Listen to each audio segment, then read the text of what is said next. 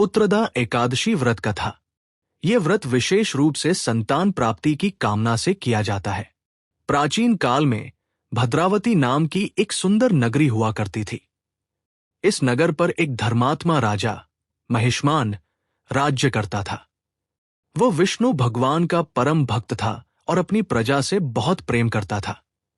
उसके राज्य में सब लोग सत्यवादी, ईश्वर भक्त और सदाचारी थे। इसी नगर में एक सोम नामक ब्राह्मण भी रहता था। वो बहुत ज्ञानी और धर्मपरायण था, लेकिन एक बात से वो बेहद दुखी था। उसके कोई संतान नहीं थी। उसकी पत्नी भी इस बात से बहुत व्यथित रहती थी।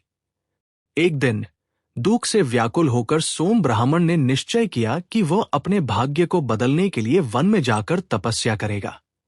उसने कई दिनों तक केवल जल पीकर विष्णु भगवान का ध्यान किया। उसकी भक्ति इतनी गहरी थी कि वन में तप करते समय ही कुछ महर्षियों का आगमन हुआ।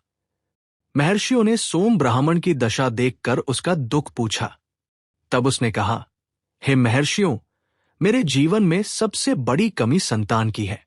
इसी कारण मुझे जीवन व्यर्थ प्रतीत होता है। ये सुनकर महर्षियों ने उसे सलाह दी, हे ब्राह्मण, तुम श्रावण मास के कृष्ण पक्ष की एकादशी का व्रत करो।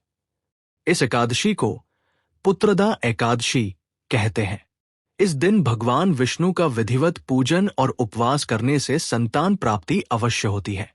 सोम ब्राह्मण ने महर्षियों की आज्ञा का पालन करते हुए पूरी श्रद्धा से पुत्रदा एकादशी का व्रत किया। कुछ समय पश्चात उसकी पत्नी गर्भवती हुई और फिर उनके घर एक तेजस्वी, सुंदर पुत्र ने जन्म लिया। उस दिन से सोम ब्राह्मण और उसकी पत्नी का जीवन खुशियों से भर गया। वह पुत्र बड़ा होकर एक महान विद्वान और धर्मात्मा बना। निष्कर्ष, जो भी व्यक्ति श्रद्धा और आस्था से पुत्रदा एकादशी का व्रत करता है, उसे संतान सुख की प्राप्ति अवश्य होती है। यह व्रत विशेष रूप से उन दंपतियों के लिए अत्यंत लाभकारी है जिन्हें संतान नहीं हो रही है।